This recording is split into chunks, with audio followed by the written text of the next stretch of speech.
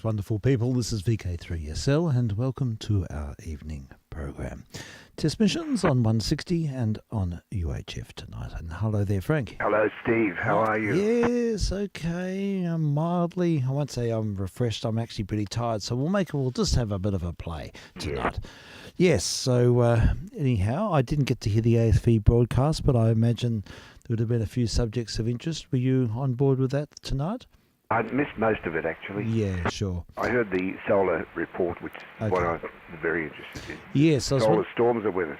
Yes, I was wondering about that because I noticed suddenly 40 was completely suddenly evaporated, and I was wondering if that might have been an issue. Yeah, no, that's what's happening. Goodness gracious me. Yeah. Yes, in earnest, I switched across to FM, but it was there was to no avail. I just sort of suddenly just became a carrier after being full strength. Yeah. And in the midst of the grey line, we had a sudden wipeout on the band.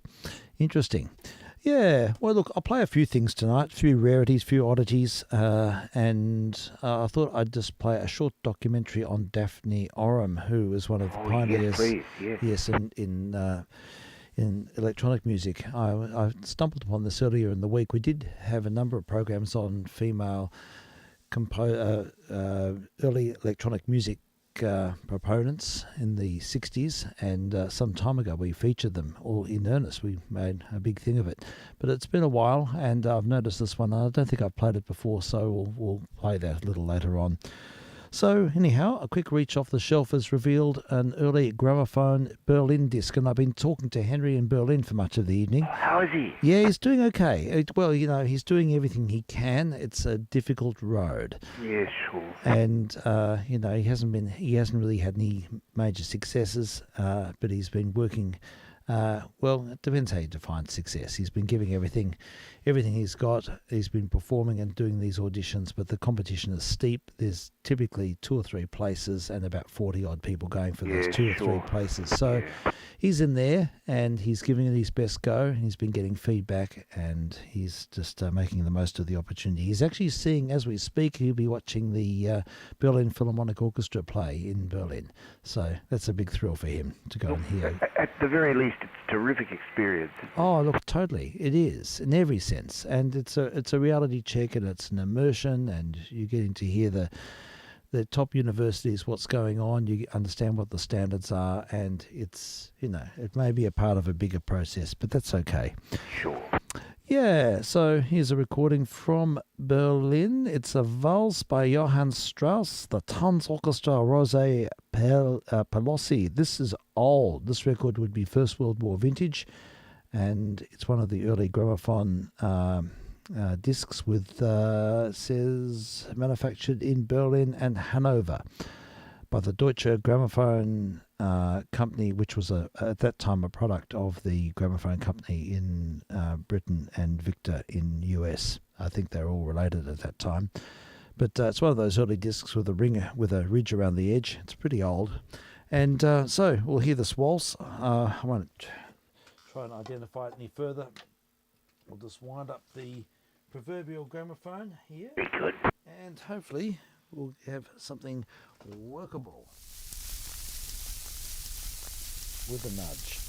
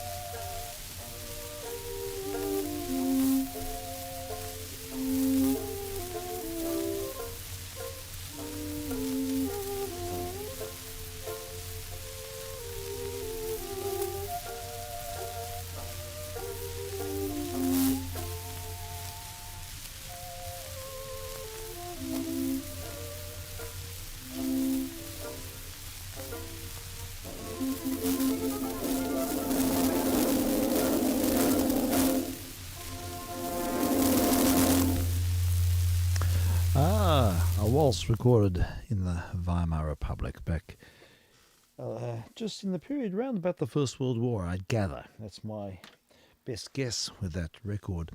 Quite old, and you don't see records from Germany from that period very often in Australia, so that's one rather special disc in the collection. Very good. Yeah, a bit of fun. All right, now. Bit of a lilt. Yes, definitely, and yeah, with all of its sort of with the lilt and with the feel and with that Germanic accent, it's all there. Yeah, all right, now something else of interest is a Paul Whiteman face label record from the late 1920s.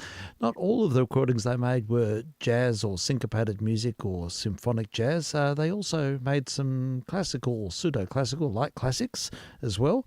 And so we'll hear the Whiteman Orchestra, probably an augmented version of the Paul Whiteman Band, and Bix is probably on this. He actually felt that he really moved up in the world when he played on these records. He really felt like he was doing something important. Yes. And it meant a lot to him to be involved with an orchestra that played classical music, or at least light classics, as well as the latest dance hits. Sure. So, here we go. Great shame his parents didn't share those. Yeah, exactly. They had no interest at all in his pursuits. It's a terrible story. What a heartbreak for him. Yes, all the records he sent home were unopened. They found them all in the cupboard. Yeah, just no interest.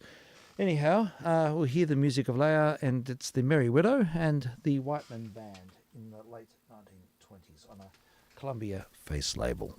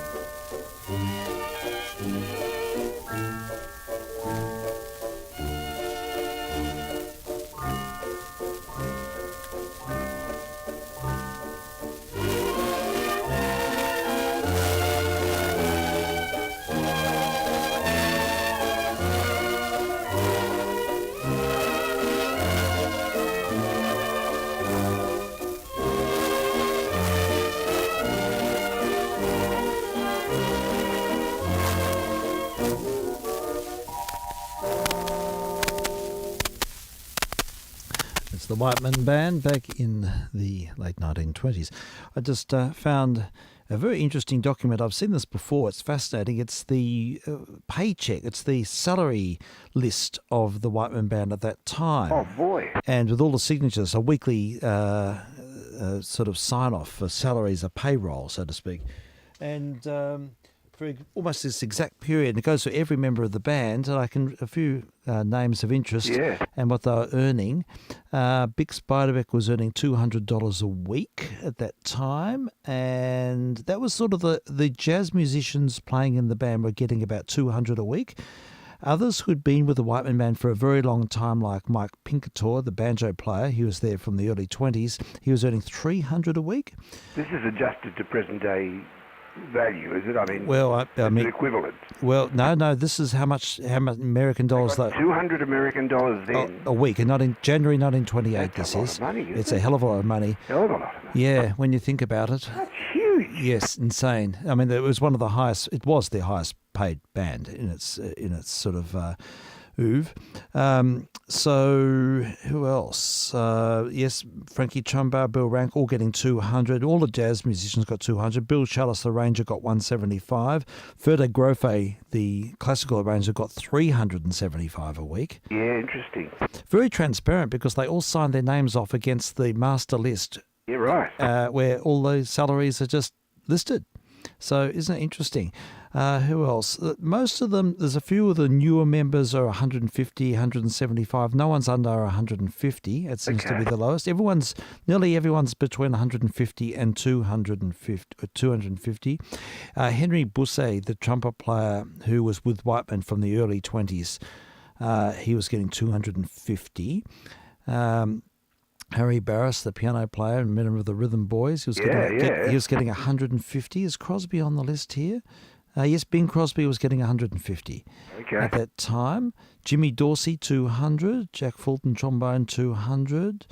Wilbur Hall, the trombone player, 350. My goodness me! Now he was also with the band a long time, but he did a lot of comedic work as well. He was he's a stand-up comedian, did weird things with the trombone and made strange noises, and he is sort of like a comic act.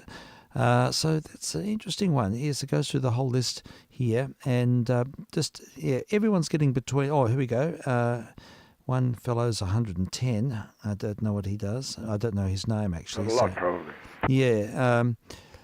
So there we go. There's the Whiteman Band list from the Mosque Theatre, New York, in January 1928. Salaries for the Paul Whiteman Orchestra, payroll number 3. It's enlisted online. And all signed off by it's got everyone's signatures against their salary check. So I played just one more featuring the band, another 12-inch record with a sort of light classic track. It's La Gondarinda. I think it's sort of a Mexican thing. It's the dove, I think it means, or something, or the swallow. The swallow, I think. Swallow, yeah. Yes. So, just another sort of potpourri piece. This is well known, I think. Yeah. This was a big hit for them, and I think it's a tune, or at least the melody prevails in a number of popular forms. But this is a big rhapsodic arrangement, probably done by Ferda Grofe. He did all the more classical style arrangements. So here we go. I'll just check that in, and let's have a listen.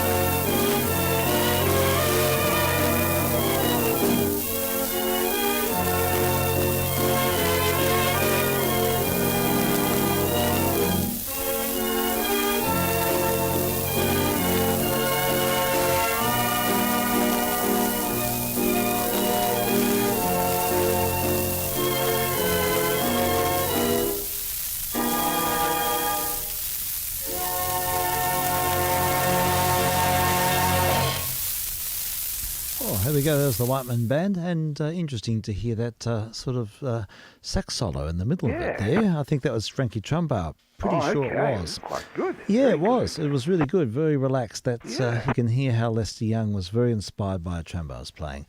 I'll play just one more. This one's I've accessed online because it's of the same ilk, same band, same era, probably the same session. And it's a track called Gypsy. And it's just one of these sort of, potpourri tracks. It's a rhapsody of a kind based on sort of Eastern European vibe, and but very significantly, it features a cornet solo by Mr. B in the middle of it, and it's just to die for. It's fabulous. It's really great. It's very it's pure jazz, and it stands out so strongly when against this other very stylized arrangement otherwise. And so it's certainly worth a listen. And it's a muted solo by Bix, so you hear him in muted form, and it's quite arresting. It's fabulous. So you got to wait for about halfway through the tune, but it suddenly happens, and you think, my God, incredible. So here we go, Gypsy, the Paul Whiteman Band.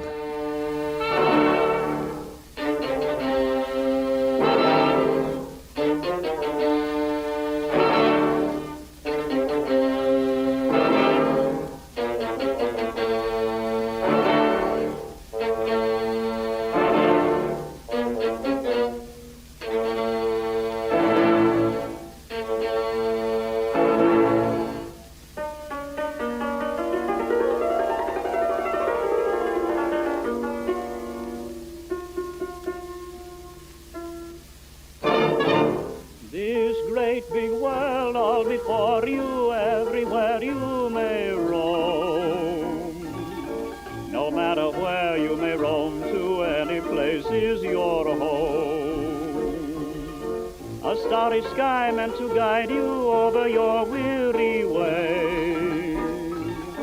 Your merry tribe close beside you, happiness night and day. This great big world all before you, everywhere you may roam. No matter where you may roam to, any place is your home. Gypsy, you have no destination, gypsy. Your haven, all creation, your way is my way to follow. Gypsy, you cast a spell of magic, gypsy. My love is deep and tragic, lead me, and I'll gladly follow. Throughout the land of Rome and your caravan, until you beckon me to come and join your great clan, gypsy. We'll wander hand in hand and gypsy, we'll live in sweet abandon there where there is no tomorrow.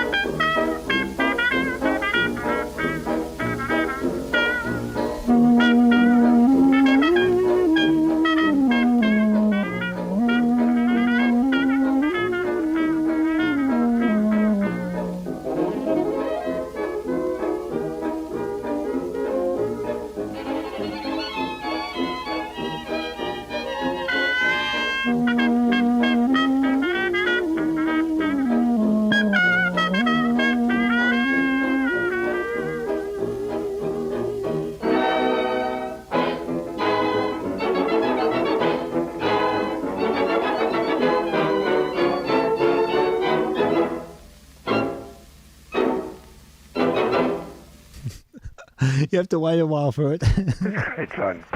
Yes, eventually got there, but that's the Whiteman Band with the Bix at the end doing the cornet solo. Yes, the embroidery around the tune by Chester Hazlett playing the mellophone. I'm not quite sure what that instrument is. He plays with continuous breath. It's that sort of soupy, saxy clarinet sound. And I think it's a hybrid instrument, and he must have circular breathing because he never takes a breath. No. It's an interesting instrument. You got to breathe for him, don't you? Yeah, I know. Yeah, it just sort of just happens. Breathe, for God's sake, breathe. I know. Anyhow, well, from Paul Whiteman to Paul Hamilton, I've got here a Boozy and Hawkes Mood music record. And this one I'd like to sample. I haven't heard it. I can't recall hearing it. It's called Two Renaissance Backgrounds on Themes by Lully. Lovely. Yeah, so there's a court dance, saraband, and if I turn the record over, two sides of a 12-inch record. This is a vinyl 78, and the other side is a jig. Okay, well, we'll play both sides. I'm keen to hear what they're doing with this. So, two Renaissance backgrounds. So, obviously, mood music for a period feature or such. So, find out what it's all about. Here we go. It looks a little bit... been well loved, this record, but hopefully it's playable.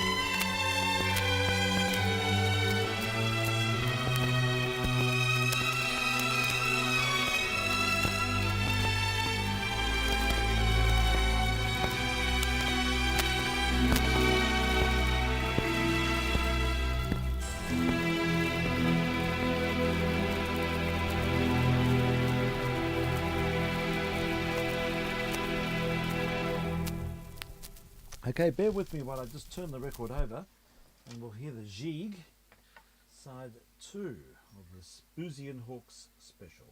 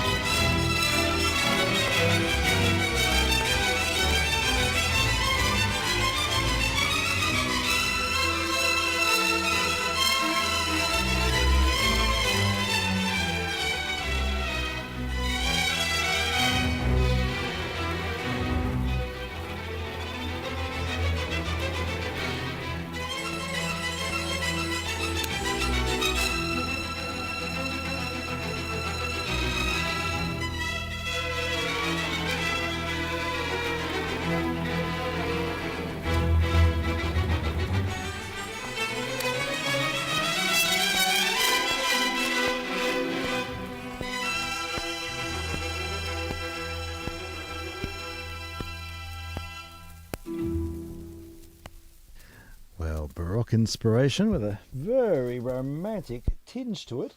But interesting to hear the harpsichord in the texture there. 2 Renaissance backgrounds. And it's by Monia Lita. Very, very good. I like them, yeah. Quite unusual. It is unusual. It's strange music. It's sort of, I love the textures. I like the Baroque inspiration. I like the use of the harpsichord. The saraband, particularly, I thought was quite evocative. Very, very nice. Yeah.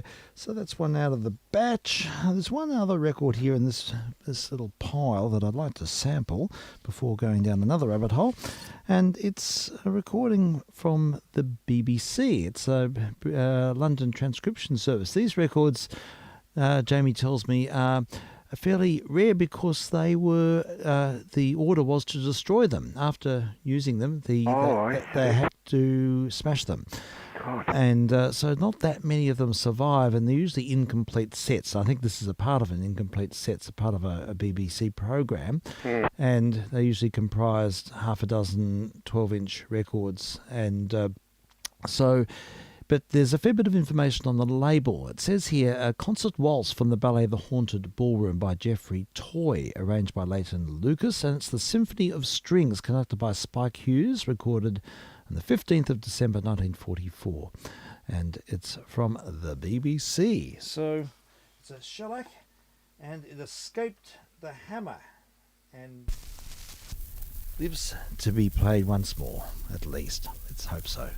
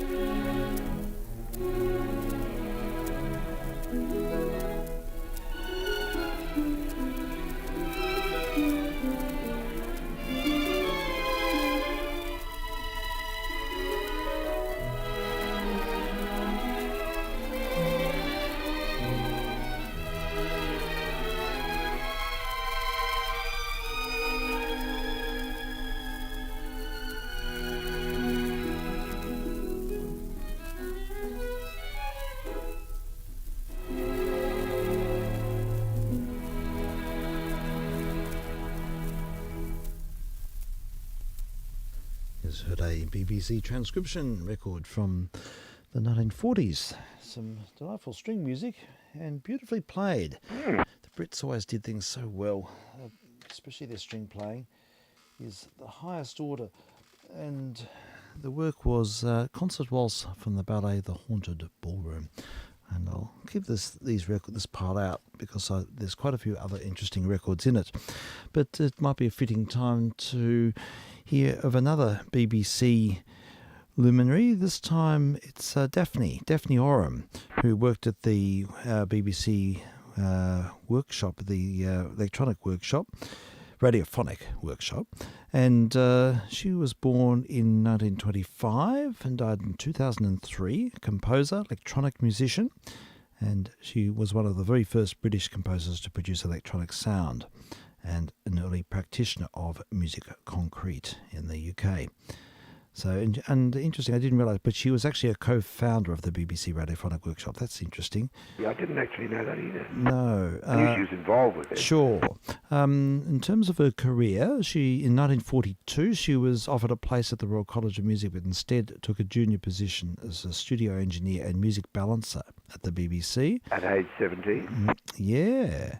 Pretty good. It's good. One of her job responsibilities was shadowing live concerts with a pre-recorded version so the broadcast would go on if interrupted by enemy action. My God, that is interesting. What a Even then they went to all that trouble. That's right. What a fine-tuned discipline that would be. Yeah. Another way it certainly would.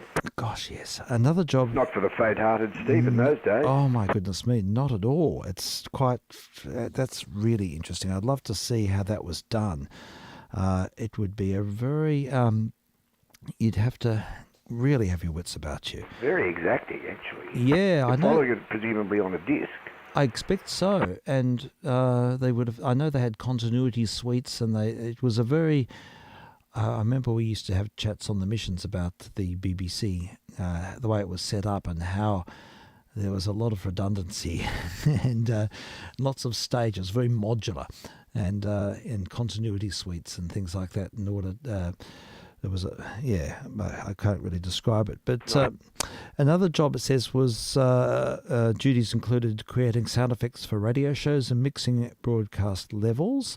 During this period, she became aware of the developments in electronic sound and began experimenting with tape recorders, often staying after work to work late into the night.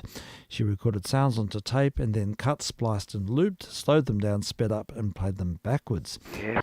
Oram also dedicated time in the 40s to composing music, including an electroacoustic work entitled Still Point. I'd love to hear that. I wonder if it's still around. I'll look it up. Still Point. This was an innovative piece for turntables, double orchestra and 5 microphones. Boy. Many still consider Still Point the first composition that combined acoustic orchestration with live electronic manipulation. Rejected by the BBC and never performed during Oram's lifetime, Still Point remained unheard for 70 years. Sad. Until recently, 2016, performed for the first time. Still Point, Daphne Oram. I'm looking it up this moment. Let's find out about this and see if it's in the public domain. Still Point, Daphne Oram. And if we have we can have, here we go, live. Still Point. Right. Is it her though? I don't. Well, it wouldn't be her. No, homage to Daphne Oram. Still Point 2. Oh, there's a few different Still Points. All right, we'll give this one a go and see if this one's. I'll just have to get it lined up. And just while we're at that point in her biographical in her story, we could have a listen to this and then. Maybe follow on with a few other examples as well. So Still Point, a work for orchestra and electronica. So sadly rejected at the time.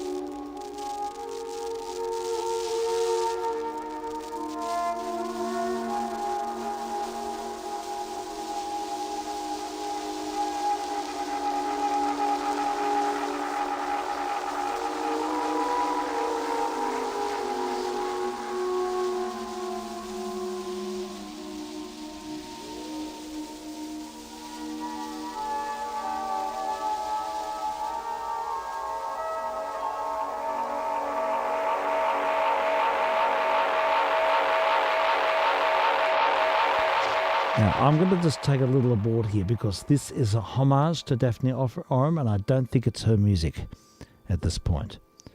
So it's still point, but it's not Daphne Oram's still point. So what I will do, something's happening. Here we go. So I think I found the version. It's very long. Yeah. Of her own version. Perhaps you have a little. I'll play a sample of it. So yes, I'm sorry. I was just jumping the gun a little bit there because that's a contemporary composer's homage to her. This is her still point, written in 1948 and produced in 2016. I'll read the preamble on this. It says, while working as a radio program engineer, Daphne Oram began composing new and highly innovative piece for double orchestra entitled Still Point. Oram was only 23 years old when she wrote Still Point, and the piece reflects her earlier experience working under the glass dome at the Royal Albert Hall. Still Point is thought to be the earliest example of a composition specifying real-time electronic transformation of instrumental sounds, and in retrospect can be seen as decades ahead of its time with its explorations of space and acoustic architecture. In the work, the double orchestra is acoustically treated, creating one dry orchestra using acoustic baffles and one wet orchestra, which are then manipulated live in performance through turntables, amplifications and echo effects. This is astonishing. Good honour. Yeah, what a visionary. Still Point was to be the last piece that Oram wrote for orchestra before she co-founded the BBC Radiophonic Workshop in 1958, laying the roots for the new fields of British and international electronic music that was to come. All right, this is the one. This is the one to hear. So we'll give this a go for about 5 minutes or so, and never know, we might get sucked into a vortex and hear a bit more. See how we go. But yeah, the music of Daphne Oram.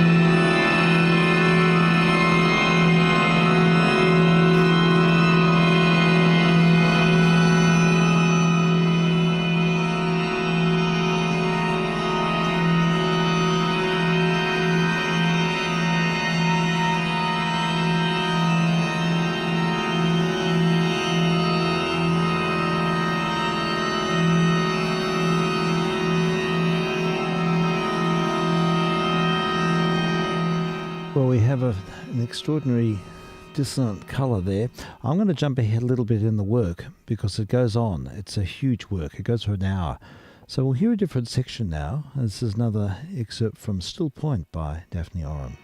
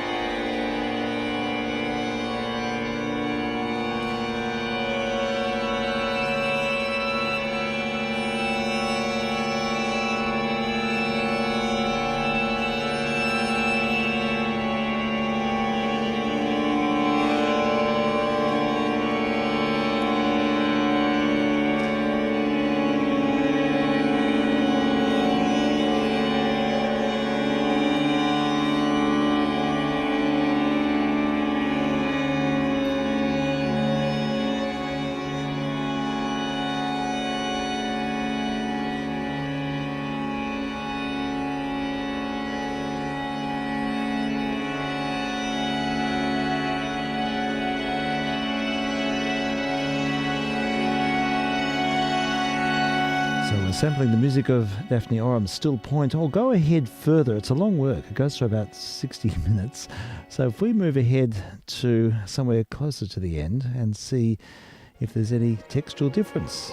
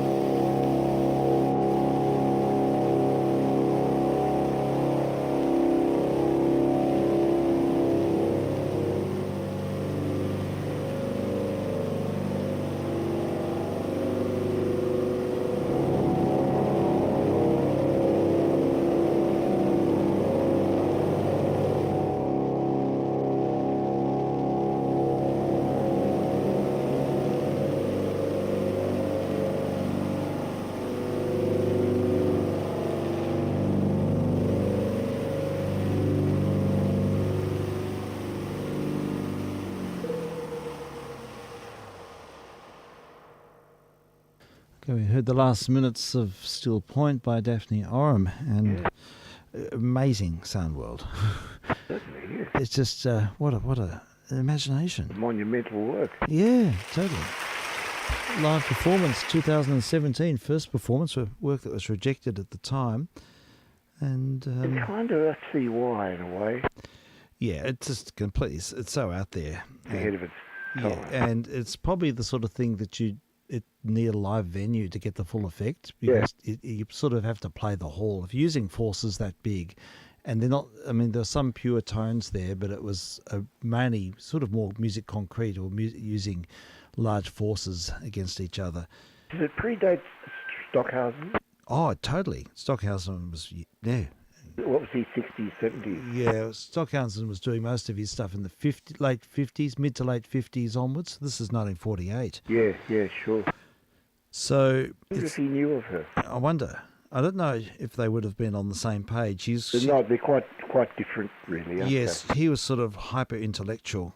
Yeah, And and she's a very pragmatic sound maker, isn't she? Yeah, definitely. It's so true.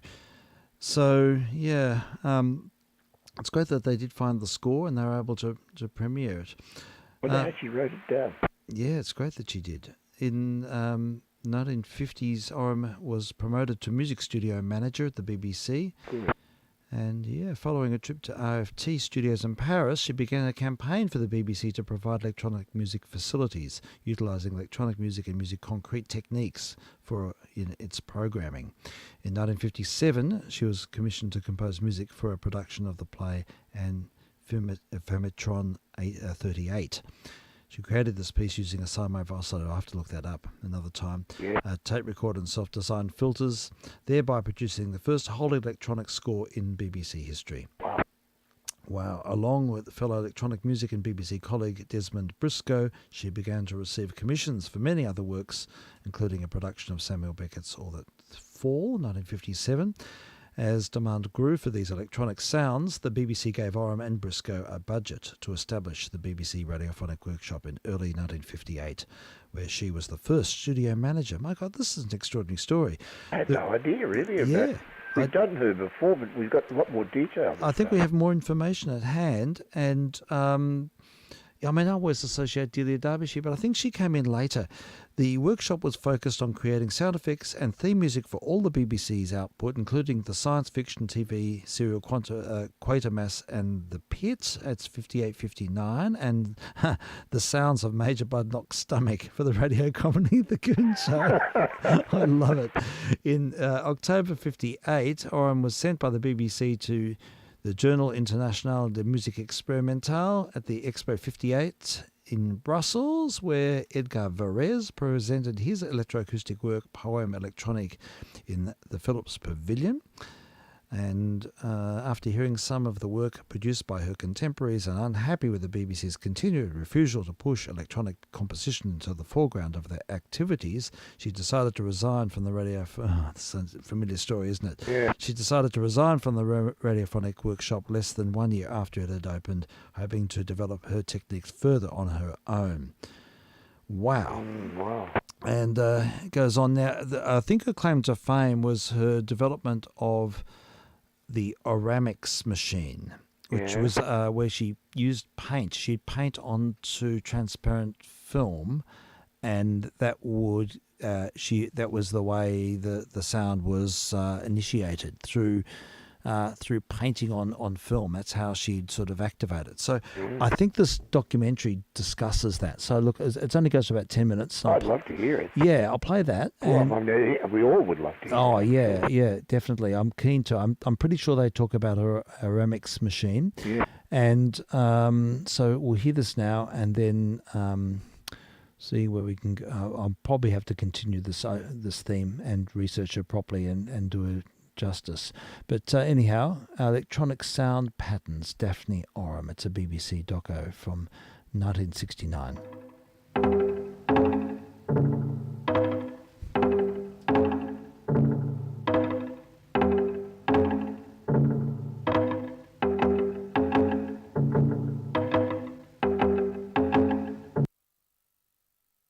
sorry, folks. I'm not doing too well here today. I'll find it. I don't think that was the right track.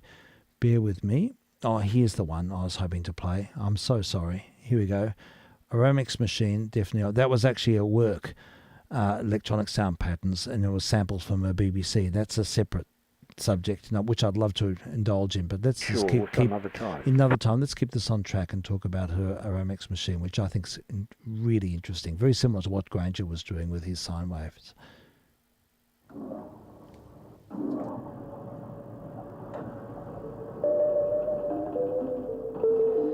These sounds would be generated by drawing on a glass slide.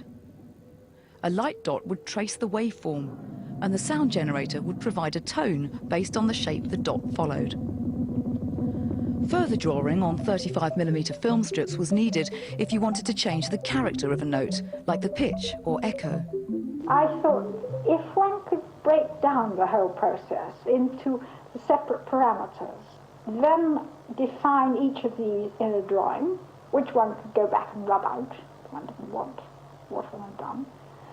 This would both simplify the thing, it would make it much quicker, and I think open up completely new sounds. It's thought the machine was monophonic, that is, it could only play one note at once. Although the curators are not entirely sure. There was space for it to play up to 4 notes together. The reason it's so difficult to tell is that the machine was always being tweaked and modified throughout its life. As the Aramix machine is too fragile to restore to playable order, there's an interactive visual display that lets visitors play with a virtual machine. There's even an Aramix iPhone app for those who wish to take matters into their own hands.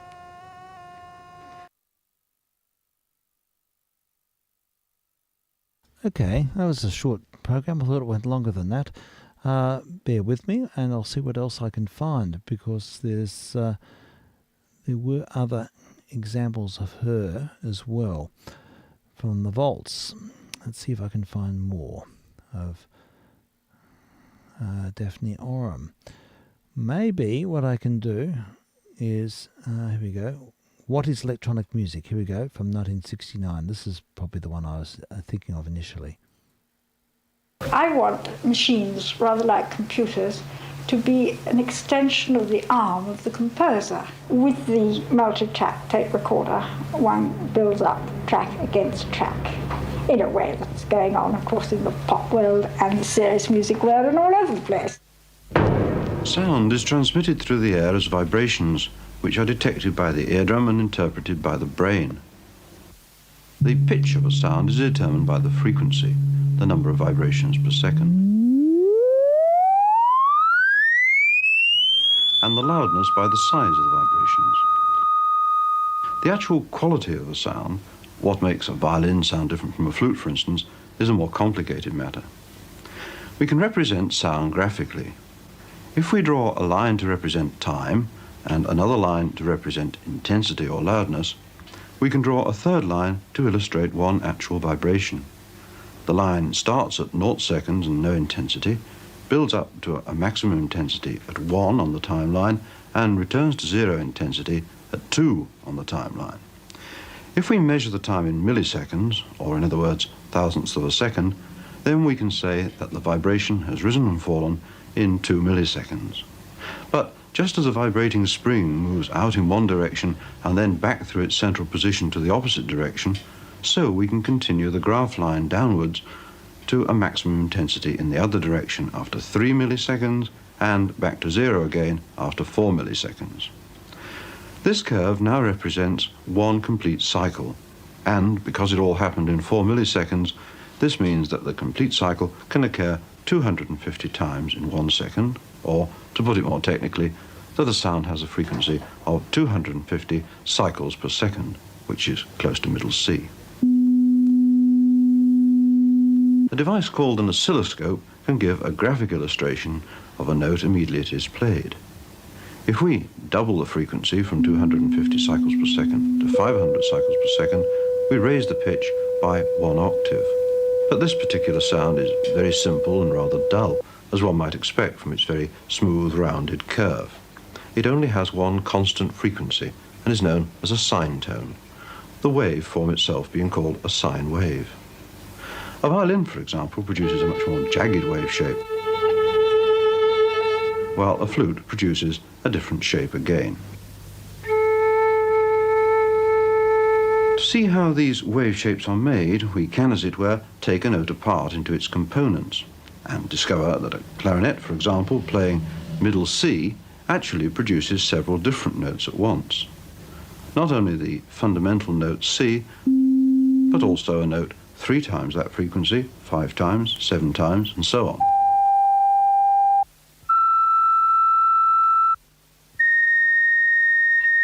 However, these other notes, or harmonics as they're called, generally appear at lesser intensity than the fundamental note, and when combined we hear the fundamental note coloured by the harmonics. In this way, you can produce synthetically a sound similar to that of a clarinet. It isn't exactly the same, however, for 2 main reasons. First, that the way an instrument sounds depends very largely on the start of the note, the sounds generated at the beginning of the vibrations. If you fade up a note on a flute and a clarinet while they are sounding,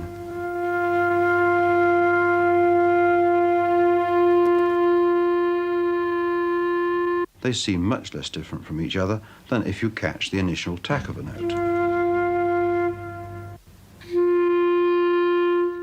The second main reason for the difference between the real and synthetic clarinet sound is that the synthetic sound, once generated, continues with exactly the same pitch, harmonic content and intensity unless you take deliberate steps to alter them. In the case of an actual clarinet, there are slight variations in all these factors which introduce an element of imperfection and unpredictability. And these imperfections have contributed to our idea of what makes a sound musical. Although simulating existing sounds has its own fascination, what has interested composers has been the creation of entirely new sounds using electronic devices. Sounds can be generated electronically, sounds which are more complex than the simple sine wave, and which can't be produced by any other means. The square wave is one example of this. Another is the so-called sawtooth wave. White noise is a sound which contains all audible frequencies, but it is usually filtered to produce sounds with some suggestion of pitch. These sounds can be treated or combined to produce new sound elements, or, alternatively, acoustically produced sounds can be recorded and modified. This sound occurs naturally at one pitch. Playing the recording at different speeds will change the pitch. It will also change the length and the character of the sound. By a process of cutting the tape and removing parts or joining them up in different places, different sound and rhythm effects can be produced.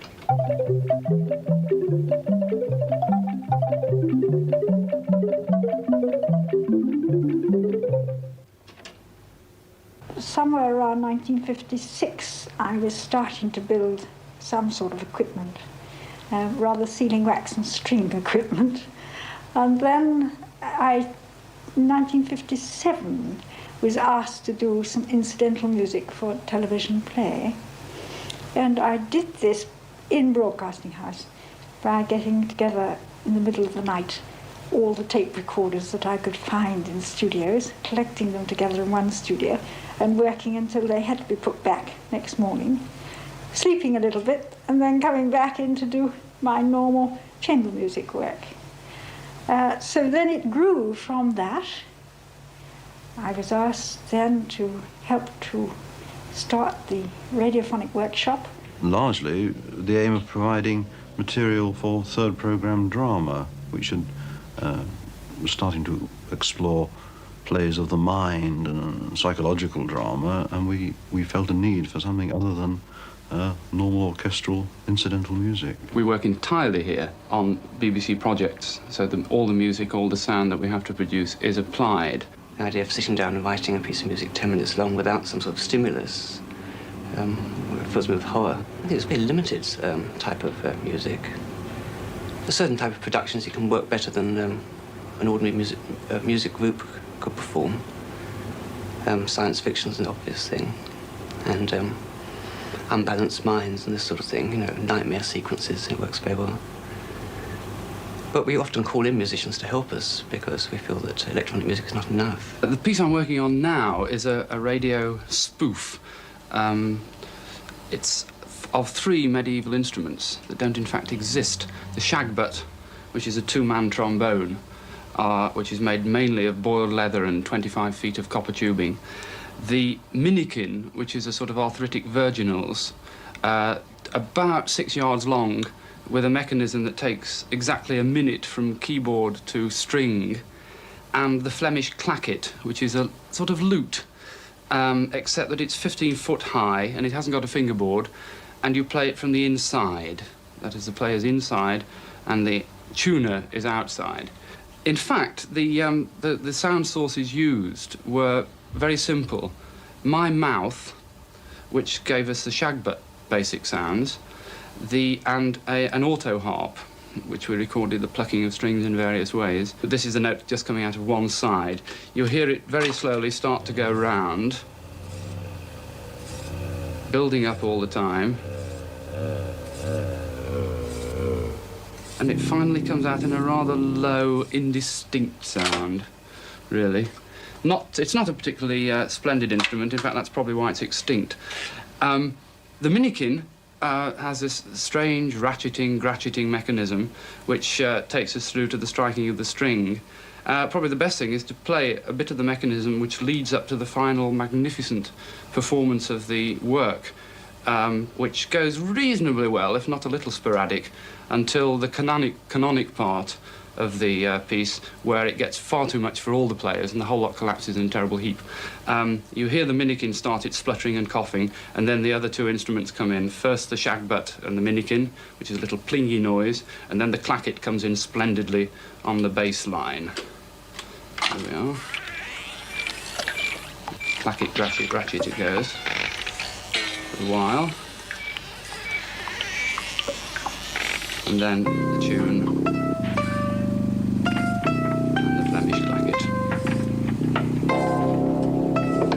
Splendid piece, actually. It's very novel. Written by Huckball, the one-legged of Grobhausen.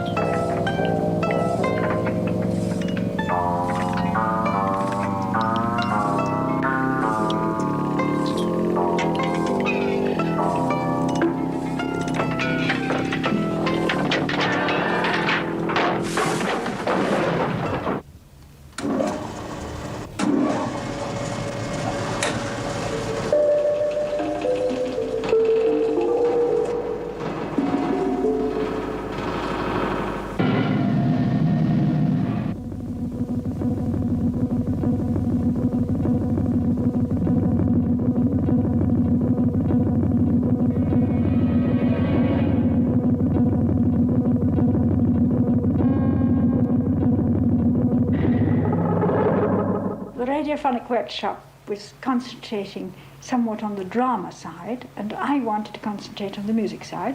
So I set up my own studio here just around 10 years ago. I thought if one could break down the whole process into the separate parameters, if one could control volume separately from vibrato, pitch separate again, and then define each of these in a drawing, which one could go back and rub out if one didn't want what one had done. This would both simplify the thing, it would make it much quicker, and I think open up completely new sounds. I begin with a drawn pattern. This is freehand drawn at the moment, quite an empirical process to find out what pattern makes what sort of sound. So having drawn this on a slide, I then present that slide to the equipment. Then I define the pitch by putting digital information onto what I call the program.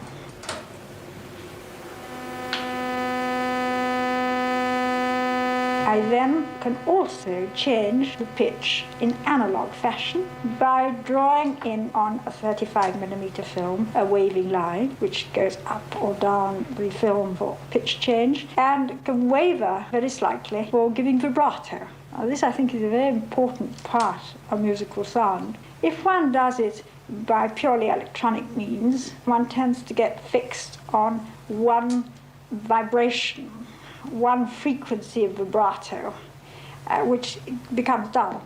When you do it by hand, you can start the note with a vibrato that's fast and finish it with a slow one, or vice versa, and change it however you like within the note.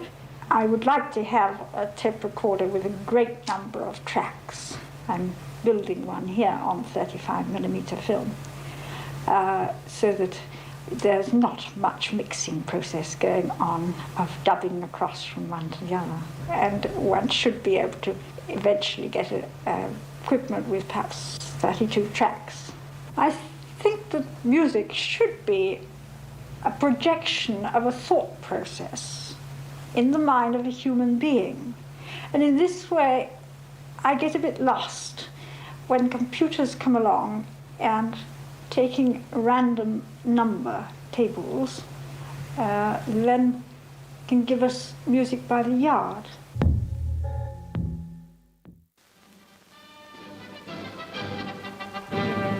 Okay, there we have it. That was What is Electronic Music, and some of it was a little bit prosaic, but most of it featured the insights of Daphne Oram, and she described her process, or her ceramics process there. Super interesting. It was really interesting, and a very individual take on finding her own musical language. Yeah, and it seems like later in life, she wrote computer programs to emulate that process. So I'm very glad she did. It makes things a lot easier for her. Yeah, that's it. So I think she sort of evolved with it all, by all accounts, and there must be more devoted spaces to her creations and her output. There seems to be a lot She of... must have been trained in programming as well. Well, I think so, but it's sort of in the early days. Yeah, sure. In the 80s. Now, I just will finish with... I've got something very special to wind up. But before doing that, I'll just play one of the pieces that I was sampling earlier on, and it's very interesting. If I can find it here, it's on the list. Yes, it's called Episode Metallic. And yes, so it's more of her music. I don't know if it's using the ceramics process or if it's an earlier work. There's no other information about it, but I did listen to some of it, and I was quite captivated by the range and the interesting sort of portrayal of different sound worlds in, I imagine, would be in the sort of pre-synthesizer era. Isn't it marvellous, these English, they're so nerdy, aren't they? Yes, they are. That's delightfully so. Absolutely. They're just so different to Stockhausen, who's this, sort of all over the place. Yeah, and he's very highly, he has this intellectualized approach. Yeah, but I mean, very hard to follow. Yeah, exactly. And but I just love this sort of quite nerdy character. I thought she was quite charming. Yeah, absolutely, I agree. Yeah. Let's have a listen to Episode Metallic, the music of Daphne Oram.